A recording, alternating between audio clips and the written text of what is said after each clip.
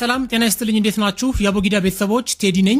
በዛሬው ፕሮግራማችን እንግዲህ በርካታ ቻናል ተከታዮች ምን ብለው ይጠይቁኛል ዩቲዩብ መቼና እንዴት ነው የሚከፍለን ትክክለኛ የፔመንት ሳይክሉን ንገረን ብለውኛል በዛሬው ቪዲዮአችን እንግዲህ ሞኔታይዝ ከሆናችሁ በኋላ እያንዳንዷን ስቴፕ እንዴት ማለፍ እንደምትችሉ በግልጽ እዚህ ጋር አሳያችኋለሁ ይሄ ቪዲዮ ሙሉ መረጃ የያዘ ነው ይሄ ቪዲዮ እንግዲህ ሞኔታይዝ ለሆኑም ላልሆኑም ዩቲዩበሮች የሚጠቅም ስለሆነ ሼር እና ላይክ እንድታደርጉልኝ ጠይቃችኋለሁ አዲስ ከሆናችሁ ደግሞ ሰብስክራይብ ማድረግ እንዳይረሳ አሁን ወደ ጉዳያችን እንገባለን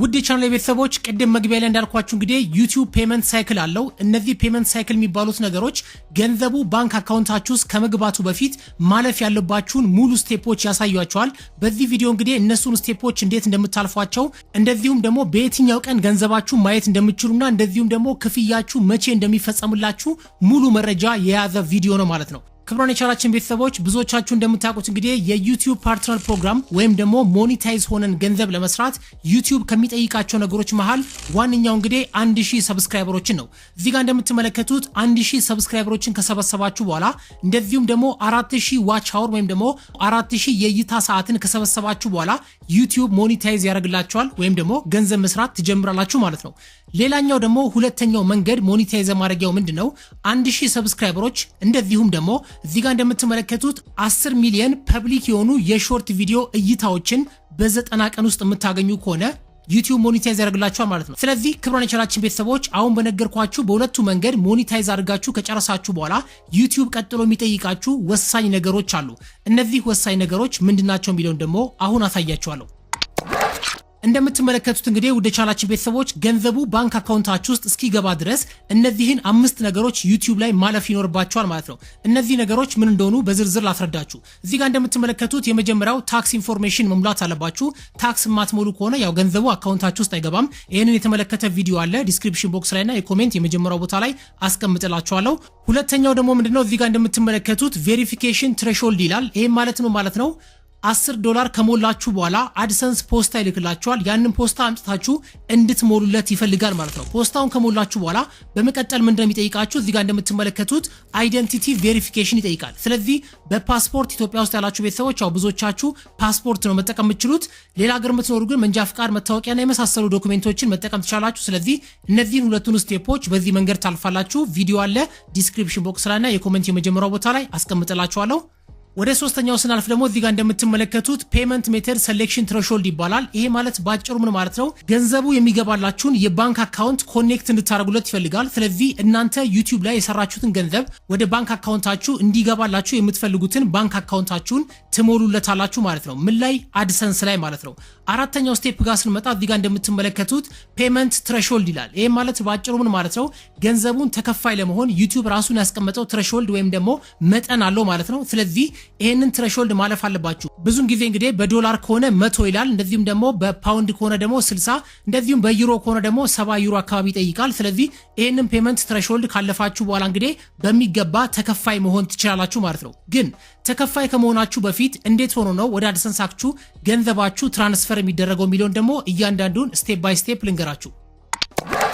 እዚህ ጋር እንደምትመለከቱት እንግዲህ ክብራን የቻናላችን ቤተሰቦች ፔመንት ታይም ላይን ፎር አድሰንስ ይላል ይሄ ማለት የሰራችሁት ገንዘብ አድሰንስ ውስጥ ከመግባቱ በፊት የሚያልፋቸው ታይም ላይኖች ወይም ደግሞ የጊዜ ዑደቶች አሉ ማለት ነው እነዚህ የጊዜ ዑደቶች ምን ይመስላሉ የሚሉትን እንመልከት እዚህ ጋር እንደምትመለከቱት ክብራን የቻናላችን ቤተሰቦች የጊዜ ዑደቱ ወይም ደግሞ አድሰንስ ላይ እንዴት ሆኖ ገንዘቡ ወደ እናንተ አካውንት ምን አይነት ስቴፖችን አልፎ እንደሚመጣ በግልጽ ያሳያችኋል ክብራን የቻናላችን ቤተሰቦች ያው ብዙዎቻችሁ እንደምታውቁት እንግዲህ ዩቲዩብ የሚከፍላችሁ የየወሩን ብር ነው ስለዚህ መስከረም ላይ የሰራችሁትን ብር ጥቅምት መሃል ላይ ትወስዱታላችሁ ማለት ነው ስለዚህ ይሄን ነገር ግልጽ አድርጌ ላስረዳችሁ እዚህ ጋር እንደምታዩት እንግዲህ ዩቲዩብ በሚገባ ያስቀምጠዋል እንደምታዩት ክፍያው የሚፈጸምላችሁ በወር አንድ ጊዜ ነው ስለዚህ ከቀን 1 እስከ ቀን 30 ድረስ የሰራችሁትን ብር ነው የሚያስገባላችሁ ማለት ነው ትንሽ ወደታች አርጌው እዚህ ጋር እንደምትመለከቱት በደንብ በግልጽ ያስቀምጠዋል ልክ ቀን 3 ሲሆን በፈረንጆች ማለት ነው ከወር እስከ ወር የሰራችሁትን ብር ተጠናቆ ወደ ፔመንት ፔጅ ላይ ይቀመጥላችኋል ማለት ነው ይሄ ማለት ነው ዩቲዩብ ስቱዲዮ ላይ ገብታችሁ በዛ ወር የሰራችሁትን ሙሉ ገንዘብ የምትመለከቱት መቼ ነው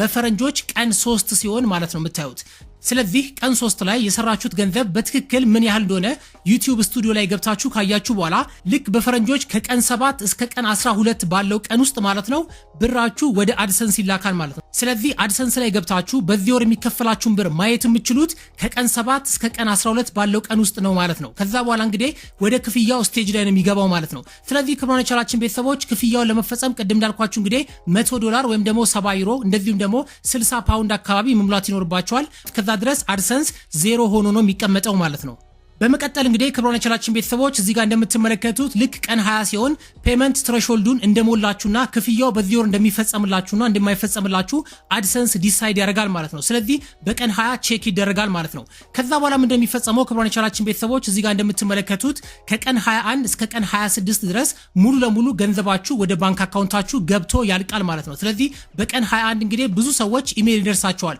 ቼክ ዩር ሪሴንት ፔመንት ብሎ